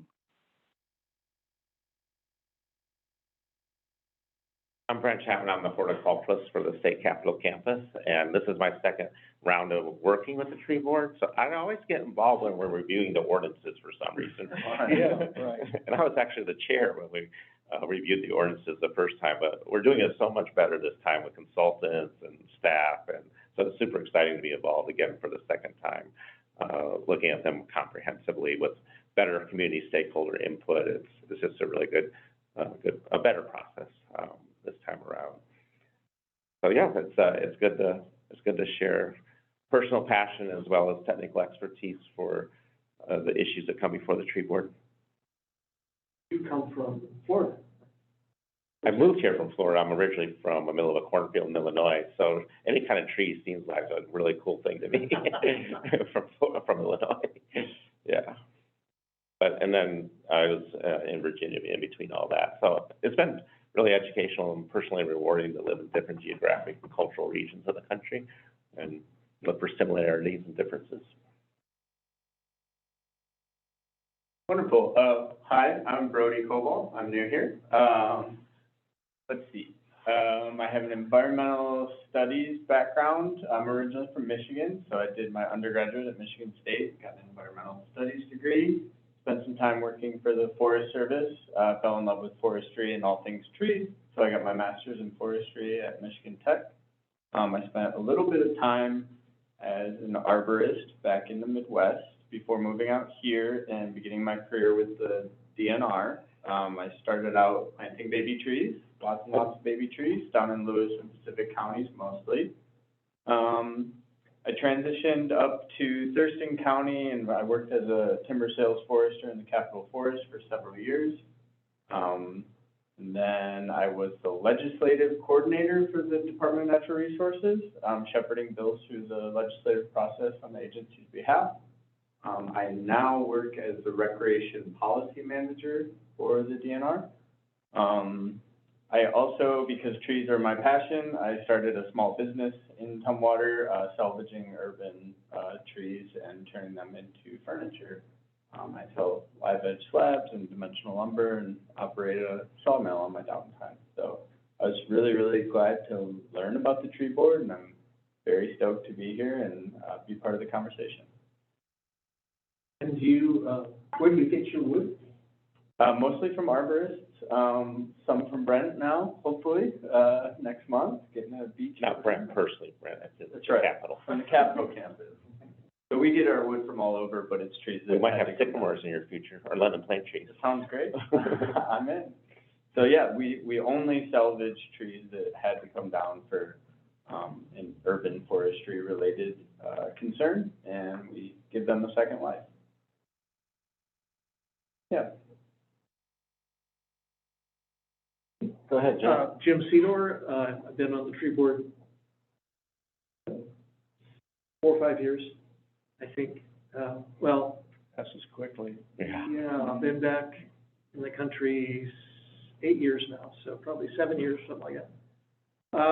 Started out, born in Iowa, 20 miles from. Oh, my gosh. So moved to Chicago, where I started working during high school on the Dutch elm disease control issue in a wealthy community in Winnetka, Illinois, along Lake Michigan, where the trees were dying, the elm trees were dying from Dutch elm disease. They sprayed DDT and methoxychlor to kill the beetles, and we cut down hundreds of trees, and it was my job to survey every 2 weeks. I drove around the whole city, identified trees that were flagging, sent the tree crew out to take samples, sent them to the university to be cultured, and then this 17-year-old went up to these wealthy property owners in their mansions and said, you have to remove your tree within 2 weeks, over your clay roof, and it was. At your expense. At their expense, exactly, yeah. And then notifying all of their neighbors within 300 feet that there was a diseased tree at this property, and they should be looking at their own stuff. But it was also part of my job to go back to those property owners for any trees that were removed on the public property and offer to replace the tree with a tree of their choice, planted by the city, purchased and planted by the city. So I got into reforestation there. Went to the University of Idaho to study forest technology, graduated a semester early, was hired by the university to be their arboriculturalist. While I was doing the arboriculture work for the university, which had its own arboretum, of course, campus and all the trees, got my master's degree for free because I was on staff in woody plant physiology.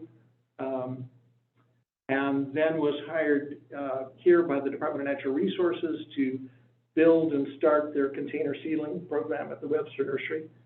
My first crop was for Mount St. Helens, which blew up in 1980, and then I grew more trees for Mount St. Helens. So it was kind of an interesting job. Was one of the early people to get into the red zone after the eruption. To see what could be done to stabilize the ground. Ran the container seedling program, raised about 20 million seedlings in 10 years, and then was promoted to be the safety and health director for the department, and got to visit every work site that the department works in, all over the state. Started getting involved in the emergency response to wildfire across the nation. You get, 2 hours notice that you're going to be gone for 3 weeks and go work on wildfires or hurricanes or the shuttle disaster. So had some interesting experiences there. Retired from 33 years with the department and moved to Mongolia, where I had been going short-term summers for the previous 5 years. Was planning to work on the Greenbelt project to circle the Gobi Desert with vegetation.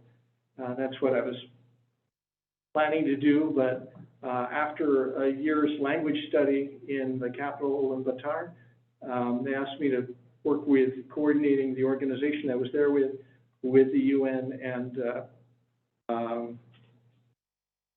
the Mongolian government. So I worked with a Christian organization where 21 different organizations collaborated together to provide teachers and doctors and scientists to assist in the work in Mongolia, and spent 7 years there, and then came home in 2014 and have been homeschooling my great nephew. He'll be 5 in 2 weeks, and he's with us 50 hours a week and keeps us very busy. When are you gonna slow down, Jim? Not saying you should. Yeah, I feel like it. It's slowing down. That is slowing down. Tree lover all my life, and I have identified 365 varieties of plants on my yard that I keep track of and grow and plant and grow vegetables and fruit and Christmas trees and all that stuff too. Wow. That's a little bit about it. Just a little bit. That's the highlights. Yeah. Play banjo and guitar. Didn't know that. I'm Trent. I'm a landscape architect. I've lived in Olympia about 23 years now, 22 years. I joined the tree board, I think it was like 2011 or 2012, somewhere around there. I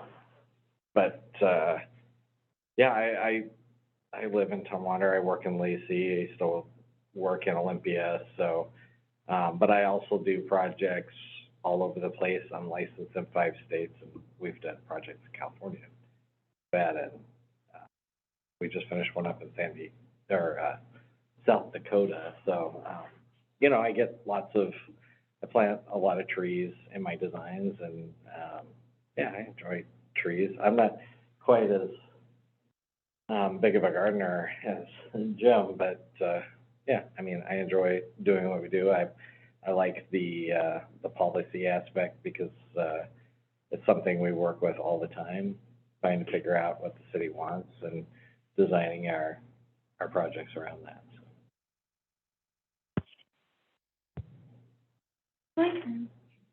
Right, I'm Hannah. Where to start? I was born and raised in Iowa on a farm. A lot of cows and goats and all that, so I've always liked being outside in the mud. And then I graduated high school and found a college out in North Carolina called Warren Wilson. They're a work school, so they're very into hands-on learning. Like, they have a blacksmithing crew. If you want to learn to cook, you can join the kitchen and actually cook meals for the school. I didn't know what I wanted to do, so I was a janitor for a little while, and then I discovered they had a forestry program. So I majored in sustainable forestry and kind of just went off of that. I didn't really know what I wanted to do after I got my major and everything. So I got into landscaping. I figured that'd be a good first step to kind of work my way up. I stayed out there for a few years. I did some work with the American Chestnut Foundation, working on some blight-resistant trees. I helped with planting flying squirrel habitat, because there's a flying squirrel species out there. Worked on riparian restoration along riverbanks. I kind of did everything. And then I met my boyfriend, and we decided we needed something new, and he does computers, so we decided out here was good for trees and computers, so we loaded everything in a U-Haul and drove out here. And I've been out here about 2 years now.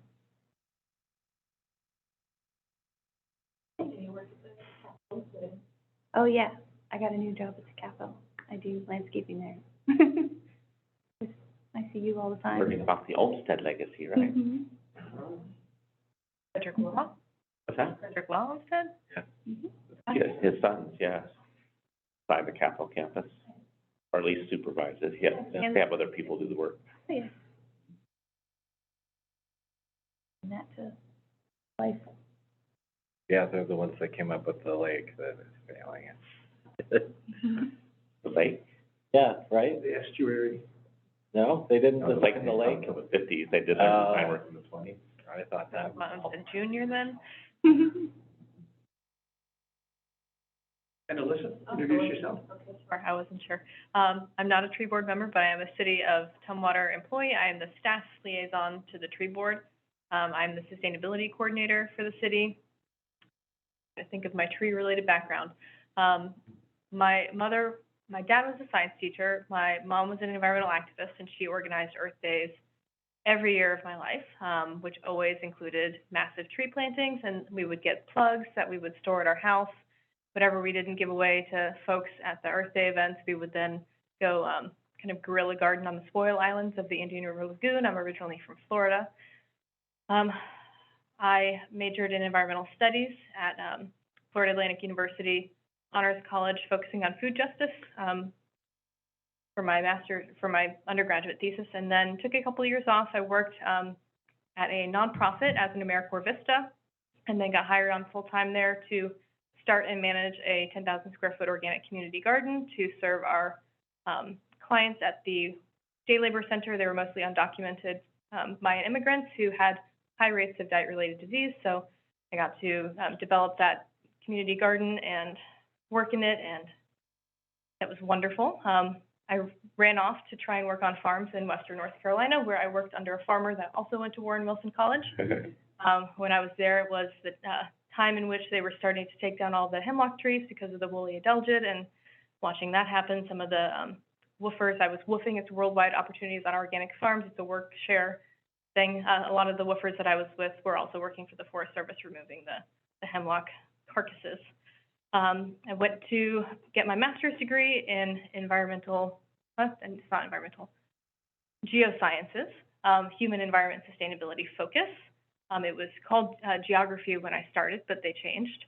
There I did my master's work on the cultural ecosystem services of salt marsh ecosystems for the purpose of doing good planning for sea level rise adaptation. So we looked at the 3 different salt marsh long-term ecological research stations along the eastern seaboard. So Georgia, Virginia, and Massachusetts did some social ecological research there, and it's wonderful. I worked for a regional planning council, then the city of Hollandale Beach, and finally escaped Florida. The city of Stillwater hired me. I've been trying to get out of Florida since 2014. Not enough trees there.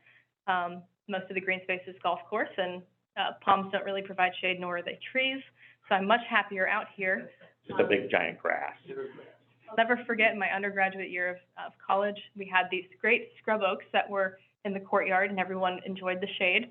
And then they ripped out those, and they made like prison bars of palm trees that just provided no shade, and I just was so furious about that, and I'm still bitter, obviously. Not a professional tree person, but an environmental social scientist who's happy to be here and serve you all and provide you the support that you need. That was almost as long as yours, I'm sorry. But I didn't know about the banjo. We appreciate that. My late dog's name was Banjo. I love the banjo. I listen to bluegrass all day today, so happy to hear that about you.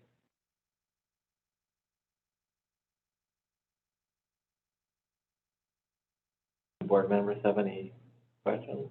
I don't think so. I'm really excited to be here. Not yet.